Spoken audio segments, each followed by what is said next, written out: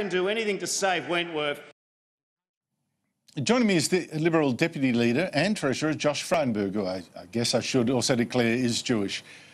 Josh Frydenberg, thanks for joining me. First, can we be clear? Nice to be with you. You haven't actually promised that you will move our embassy to Jerusalem, have you? You'll only consider it, and you might not do it at all. Well, that's right. The Prime Minister has said that he will consider it, but I think this was a principled and positive announcement by Scott Morrison. And it wasn't just about the embassy, it was also about our voting intentions at the United Nations. It was also about the Iran nuclear deal, and it was also about extending our defence cooperation with attachés in our respective countries. Now, these announcements by Scott Morrison are consistent with our national interests. It's consistent with our history of supporting the only democracy in the Middle East. And Australia and Israel next year will enjoy 70 years of diplomatic relations. And to date, there's been a lot of bipartisanship, but I fear that right now the Labor Party is drifting further apart from Israel, while the Liberal and the National parties are showing their closeness and affinity for the State of Israel.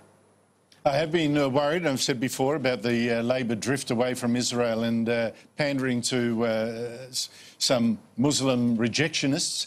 But I just want to go back to this. What might make you decide not to move the embassy to West Jerusalem, which I've always argued makes absolute sense? Why would you not say straight out, let's do it?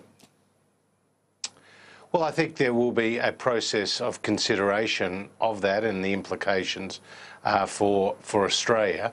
But, you know, right now we haven't made any final decisions. And why not? As the Prime Minister, well, because I think there's going to be a process now, Andrew, where he's going to consider it. But as you said in your introduction, as part of any long-term peace settlement in the Middle East involving Israel and the Palestinians, West Jerusalem would remain in Israel's hands, and Israel would remain sovereign, as it has done since 1948. And I think it's really important to understand that. And America's move, Donald Trump's move to put their embassy in Jerusalem was actually only just following through on commitments that were given by President Bush, by President Clinton and President Obama. It was a bipartisan position in the United States government and political system for decades to support moving the embassy, but only Donald Trump actually saw it through. Yep, good man there. Now, only an idiot would think this announcement wasn't timed to help you win the Wentworth by-election. But I'm just wondering, does that send an unfortunate signal that this is driven just by the Jewish vote when there are plenty of people like me that say independently there are reasons for this move? Well, I think, Scott Morrison has directly answered that today, Andrew. There is a major vote coming up at the United Nations, and this has led him to reassess a lot of these issues in this particular area and to begin the various processes. But there's no doubt that the location of Australia's embassy in Israel has been on the agenda for some time. It's a difficult space. There are views on both sides of the political divide, and as you say, within the diplomatic service, the bureaucracy, intelligence community and so forth. But you name one other country where Australia has its embassy that is not in the nation's capital. Israel stands alone in that respect, and I think that is unfortunate, but there is a process that's underway. No decisions have been taken, and I commend the Prime Minister for his strength, his resolve, and for this positive announcement. Well, there is one other country where we don't have an embassy in its capital, and that, unfortunately, is Taiwan. We've sold out Taiwan because we don't want to scare China. So that's, yes, unfortunately it is. What has Indonesia said to the government about this decision? Well, look, you'd have to speak to the Prime Minister and the Foreign Minister who've been talking to their counterparts there. But you know, if you talk about our trade deal that we are working on with Indonesia, the biggest threat to that is not any announcements made or yet to be made in relation to Israel, it's the Labor Party, because just today Jason Clare, as their trade spokesperson, was giving an indication that Labor wouldn't go through with this deal because they're scared of the union retaliation.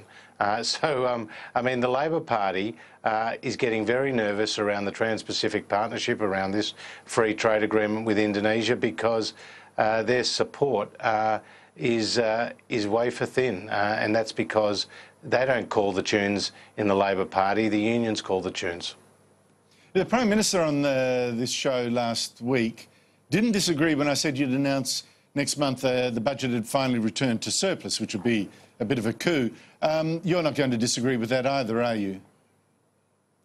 Well, what I would say to you is that the next major economic statement, Andrew, is the mid-year economic and fiscal outlook at the midpoint of December. It's normally held. But the budget is in good health, but nothing has changed my view that we're on track to come back to a balanced budget with a small surplus in 2019-2020, which is a year earlier than expected. But the overall standing and health of the Australian economy is good.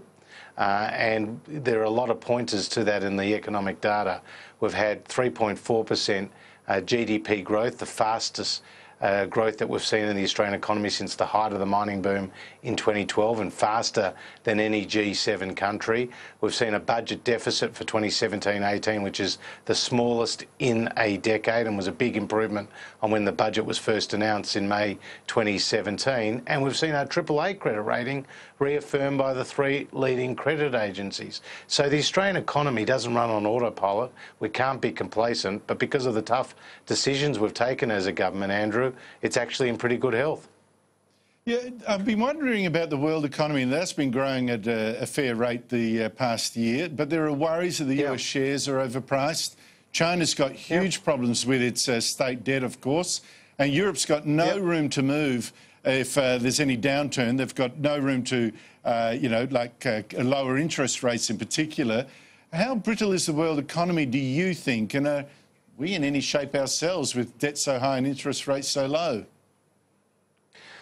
Well, the starting point to say is the global economy continues to grow, and grow strongly. A 3.7% growth is what the IMF is forecasting in the next couple of years, as well as that unemployment levels are the lowest rates in a decade. So the world economy is in good shape, but there are some headwinds, and those headwinds are around the trade tensions between the US and China. And we would feel that here in Australia, because as China is our #1 trading partner and the United States is our #1 investor. So what I said to my counterparts from those countries and other countries when we met on the weekend in Indonesia is that cool heads need to prevail, and any disagreements on trade need to be negotiated without an escalation of an increase in tariffs. The other headwinds that we're seeing on the global economy is some of the emerging economies are really struggling. So Turkey and Argentina both seen their currencies halve in the last year, and they've seen inflation at 25 and 35%. And as you say, global debt levels are much higher than at the time of the GFC a decade ago. So the world doesn't have the same monetary and fiscal policy space to respond to another downturn would it occur. But Australia is in a strong position, and I don't think there's any need for alarm at this point in time. I'm afraid I'm going to have to talk about today's farce, Josh Frydenberg. Yesterday you had 23 of your coalition senators voting yes, it's okay to be white. And then they were told by their own leaders this was a massive mistake, that actually voted for racism. I'm a bit puzzled. Isn't it okay to be white? I mean, it doesn't matter if you're white or whether you're from another background. Of course, that is okay. But I think the point was there was, as Matthias Cormann said, an administrative error in a way. This vote was conducted from our perspective. Apologies have been made. And Bill Shorten has tried to, make as much political mileage out of it as possible, I know, neatly but why forgetting did you the fact. let him? Why do you let him? I don't understand, because as you just said it's okay to be white. Of course it's okay to be white. It's okay to be black. Why are you saying it's okay to be white suddenly so racist that you've got to reverse a decision from yesterday on this?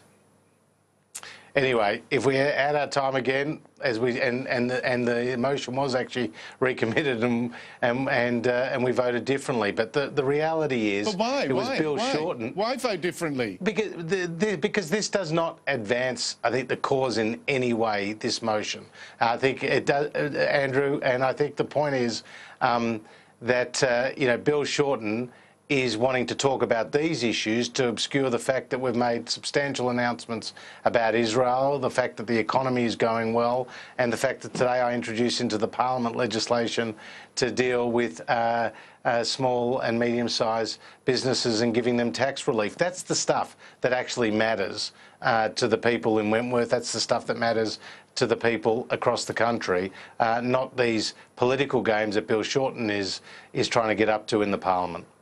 But yeah, but you'll be talking about it all day, you guys. I mean, you've been saying suddenly yesterday was okay to be white, and today it's not okay to be white. You've actually voted it's not okay to be white. I'm thinking, golly, where can I get my skin changed?